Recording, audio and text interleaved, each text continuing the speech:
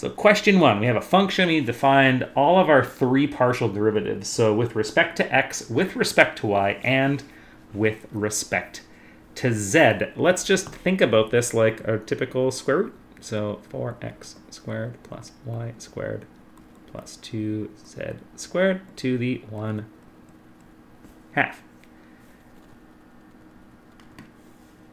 So every single one of these derivatives is going to have 1/2 blah, blah, blah to the negative 1/2. So when I go to find partial x, or f partial x, I'm going to get 1/2 times this thing to the negative 1/2. And every partial derivative is going to have that expression in it because we have to do that part first because of the chain rule.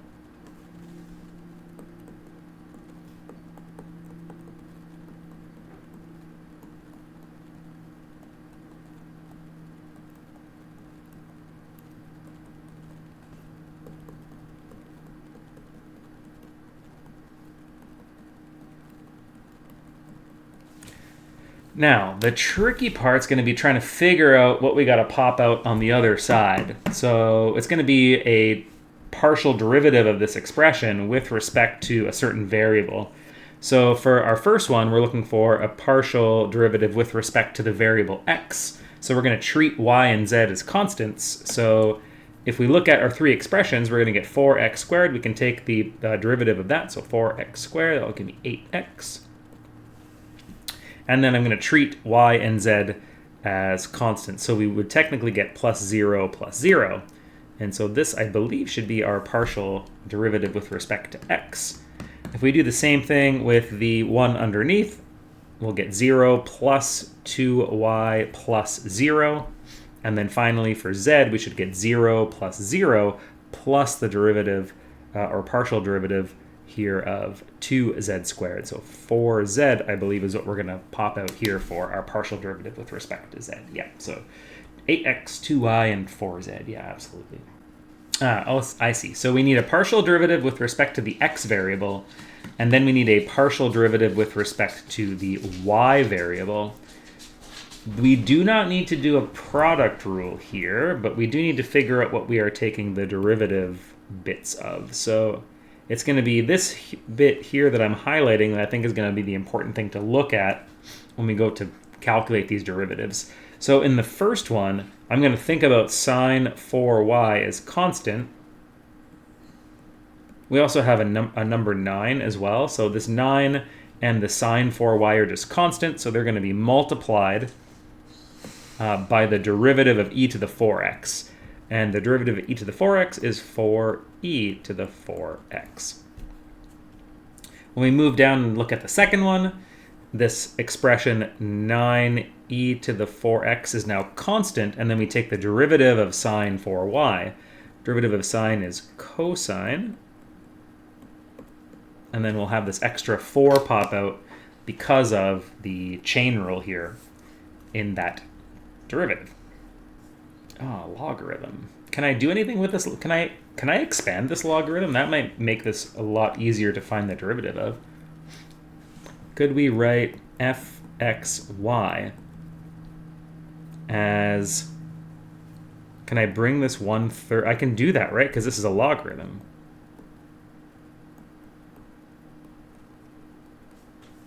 So we should be able to rewrite this as 1/3 logarithm x squared plus 1/3 logarithm y.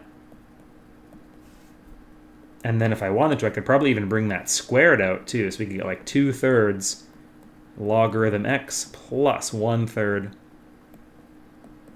logarithm y. I feel like if that is something that we can do, then finding these partials is going to be really easy.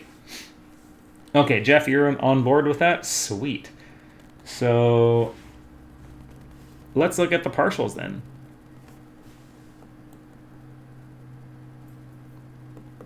Our partial derivative with respect to x should just be 2/3x, and then the rest of this expression is 0 because it's all constant. And then our partial derivative of y, our partial derivative of f with respect to y, should be 0, so all of this goes to 0, and then we're going to get 1/3 y. And if I evaluate these at 5 and 4, it turns out that the partial derivative of f only depends on x. So we get 2 over 3 times 5, so 2/15. And our partial derivative with respect to y only depends on the y value, which is 4, so we should get 1/12. Find the first partials of cosine 8x to the 8 plus y to the 9. Okay, first partial derivative with respect to x. So the derivative of cosine is negative sine.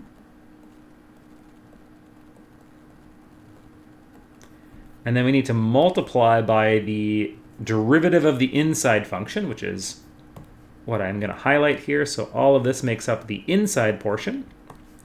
I need that expression with respect to the variable x, which should be 8x to the 7. Now, with regards to y, same outside bit, so we're still going to get our negative sign, x to the 8 plus y to the 9. Only this time, x to the 8 becomes 0 when I take that partial, and then I'm going to get 9y to the 8. So 9y to the 8. That should be what we are needing here for these two partial derivatives. What? Find the first partials, and then it's like, hey, xx, yy, xy, yx. Okay, cool. Aren't those second partial derivatives? If we take this with respect to x, we're going to hold y as constant, so we should get the derivative of e to the 11yx, which is e to the 11yx. But we're going to have to multiply by the derivative of 11yx with respect to x, so we get 11y. And if we simplify this, I guess we get something like 77y squared, e to the 11yx. What if we do this with respect to y? So let's look at each piece. So we need this piece and this piece because they both have a y in it. Derivative of the first piece is 7. Then we multiply by the second piece, which is this one. Then we need to add to that the derivative of the second piece, which we know is e to the 11xy, times the derivative of the inner piece, kind of like what we did in the first part. Now we're doing it with respect to y this time, so the 11x is going to pop out instead of the 11y. And then we need to multiply by the first piece still as well. So we could clean this up a touch and say maybe we have something like, what's going to be easiest? I probably don't really want to, I could factor this. Maybe it's easiest to factor. We can write this as like 7e to the 11xy. And then we get 1 plus 77 xy. Does that seem right? Now, we should be able to move from this one to this one by taking the partial derivative with respect to x one more time. And we should get 77y squared times e to the 11xy. And then taking the chain rule is going to pop another copy of 11y out. So that should give us, what's 77 times 11? Help. 770 plus 77. So 7, 7, and 48, 847? 847?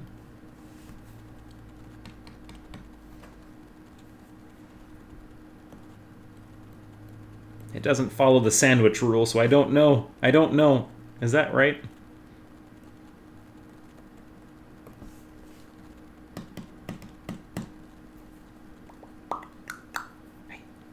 Did I do that right? I did. Wait, I broke up 11 into 10 plus 1. Yeah, so 77 times 10, and then 77 times 1. That should be, I think that's okay. I think it's 847. So that's how we get there. Let's also do this one.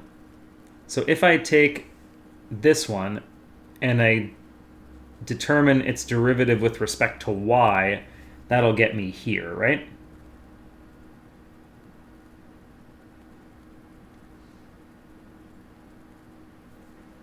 And so what we need to do is we need to break this up into two pieces and apply the product rule. So the derivative of the first piece is 77 times 2y. Then we multiply by the second piece. And then we add to that the derivative of the second piece times the first piece. I'm totally not going to clean that up. And I'm literally just going to copy that down right here. Because these two derivatives should be exactly the same. Boom.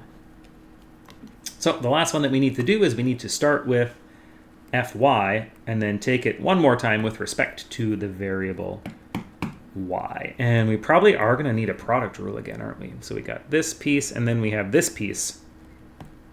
So we need the derivative of the first piece, which is 7e to the 11xy times, taking this with respect to y, so 11x multiplied by the second thing. And then add to it the derivative of the second thing, which is going to be 77x times the first thing, so 7e to the 11xy. So I think that should do the trick for all of our first and second order partial derivatives. And I'm not going to clean up those last three because I just don't feel like it. Shouldn't it be 11 instead of 77 in the second one? Yes, you're right. This should be an 11 here. Yes, so this should be an 11. Boom, boom. How is that going to affect our derivative down here? So that's going to change this to an 11. Boop, boop. And it's going to change this to an 11. Boop, boop.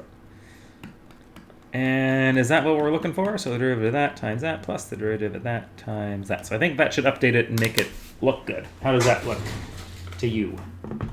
Ooh, this one shouldn't be that bad. That's just first partials. It's just going to be kind of weird because we just have to be a little careful about what pops out. So it's an exponential function. There's a -2. So every one of these partials is going to have -2e to the 5xyz. And what we're going to be doing is just thinking about the 5xyz over on the side.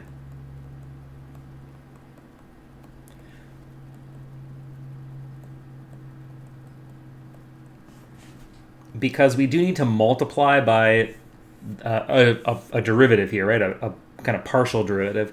And it's going to be dependent on the partial that we started with. So with respect to x, we should get a multiplication of 5yz. With respect to y, we should get a 5xz. And then with respect to z, we should get a 5xy. Cool. So I think I'm happy with that.